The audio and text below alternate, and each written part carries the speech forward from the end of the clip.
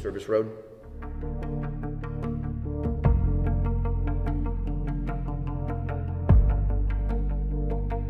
It was a replica firearm. We're going to go down to the accounts, and then we're going to actually have a picture of what that replica firearm looks like. So at around 2:32 p.m., disturbance at the Fiesta supermarket at 8060 Spring Valley Road resulted in a robbery of a business when the suspect stole items, pointed his gun at store employees before fleeing on foot. At about approximately 3:54 p.m., officers received a call from a female who stated a male pointed a gun at an unknown person near a school parking lot in the 1400 block of Rolling Hills Lane, appearing to be attempting to carjack that vehicle. At approximately 4:32 p.m., officers located the suspect on Esperanza Road and confronted the suspect.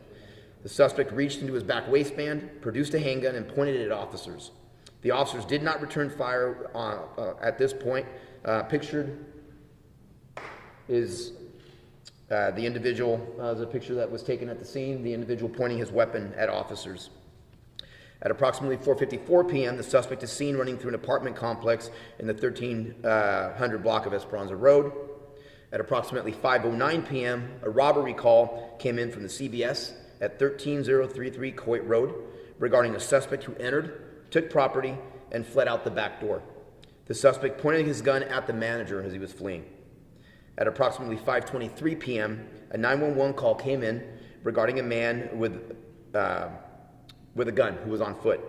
The suspect was located by officers and ran across LBJ. The suspect pointed his gun at the officers, at which time our officers discharged their weapons, striking the suspect.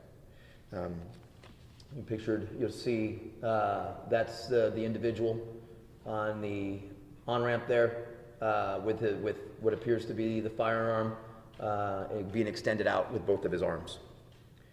At this point is when 3 uniformed Dallas police officers fired their weapons, striking the suspect at least 2 times.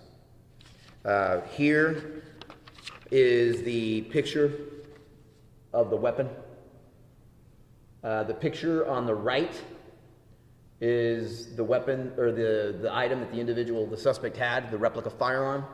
The picture on the left is an actual firearm, as you can see. As a matter of fact, even the one on the right, that's the replica firearm, has 357 written on the barrel. And that's what the suspect had in his possession. Unfortunately, I'm sorry, but the suspect has not been identified as of yet. We're waiting on the medical examiner and notifying next of kin. The officers are in the process of being interviewed. We're not identifying them as of yet. And we will be releasing additional video of the incident within the next 48 hours. And with that, I know it's a follow-up to yesterday. I know we covered a lot yesterday evening. I know the weapon, the firearm, the replica firearm is something that we wanted to make sure that that we communicated with you about. With that, any questions? I know you're not releasing the ID yet, but with this person, is he familiar to police in the past? Does he have a criminal? Again, I don't want to go too far into it. We think we have him tentative lead, but until we get confirmation from the ME and notify next of kin, we're going to hold off on that.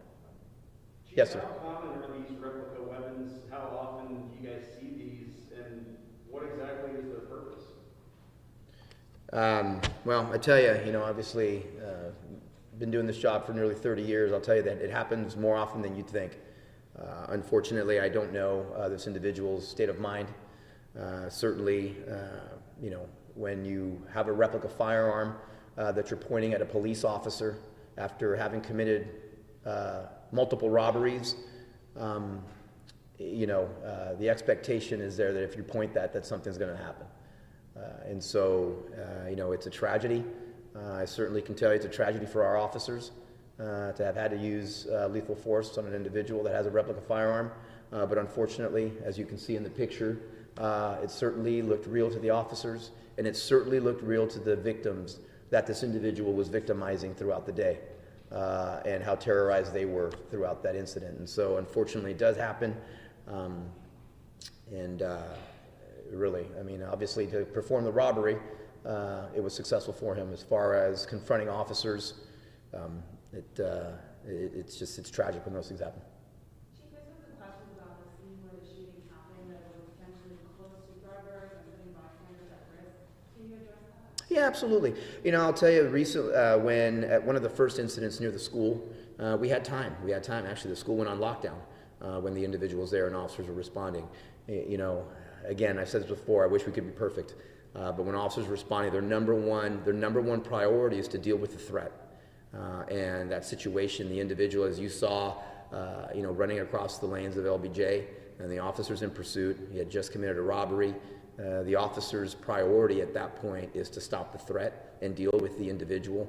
And so, had we had more time, certainly that would have been in our plan. But at that point, we wanted to ensure that the individual was taken into custody. Claro que sí, déjame terminar en inglés primero y entonces podemos hablar en español.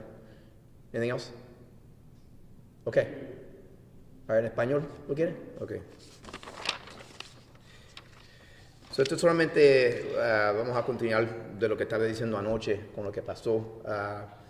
Y esto todo empezó a las 2:32 de la tarde, cuando el sospechoso está en el mercado Fiesta y robó el mercado ahí. De ahí fue y a un lado, al lado de Rolling Hills, una escuela que está ahí, y apuntó la pistola a alguien que estaba en un carro. Una mujer nos llamó cuando llegaron los policías. Él otra vez sacó la pistola, la apuntó a los oficiales y siguió corriendo. Cuando estaba tratando de buscar, robó el CVS, y cuando estaba corriendo apuntó la pistola al que estaba trabajando en el CVS, y entonces corrió sobre el LBJ, donde los oficiales los encontraron. Otra vez apuntó su pistola a los oficiales, y los oficiales dispararon su pistola de servicio al sospechoso. Lo que quería enseñar, y ya viste el retrato, esta es la pistola no era verdad, pero una pistola que se parece, la pistola que es de verdad, la pistola de verdad está al lado izquierdo, la pistola que él tenía está en el lado derecho, y ahí es lo que pasó. Es una tragedia para los oficiales que tuvieron que hacer su trabajo con una persona que apuntó una pistola a los oficiales así. No sé por qué lo hizo, pero sé que para los oficiales y también para las víctimas de los robos del día, se parecía que era real para ellos. ¿Qué tan común es esto de que saquen pistolas que son falsas? He hecho este trabajo por casi 30 años y digo que pasa muchas veces. No sé las razones que la gente van a robar con pistolas que no son real, todavía trabajan. Porque pueden asustar y las personas tienen temor con las armas que tienen ellos, pero por la razón que tenía para apuntar a los oficiales, eso yo no vamos a saber. Y acerca de ¿cómo la distancia que hubo entre los que estaban en el freeway y los oficiales, ¿hubo algún peligro alguna vez? Siempre podría ser peligro, pero la responsabilidad de los oficiales era que para arrestar al sospechoso. Los oficiales, ya el sospechoso había robado por lo menos tres gente, o trató de robar, robó 2 negocios y trató de robar a otra persona con una arma que los oficiales se creían que era. La responsabilidad para ellos, para que puedan agarrar al sospechoso, para que no pueda herir otra persona en ninguna parte de nuestra comunidad. ¿Y cuántos oficiales estaban ahí en el highway con el sujeto y cuántos disparos fueron? Los oficiales, había muchos oficiales que llegaron ahí a la área, pero habían 3 oficiales, los 3 dispararon y el sospechoso por lo menos 2 veces estaba herido con balas. Okay, thank you.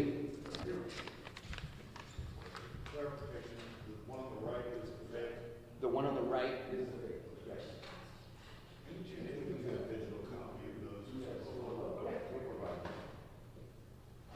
When I said yesterday, it looked like a real thing. It's even got the wear marks on it. It has if you look closer, it actually is stamped with some initials and then 357 on it. It's not a SCAR pistol, is it? No, it actually fired a prior projectile at the homicide investigation.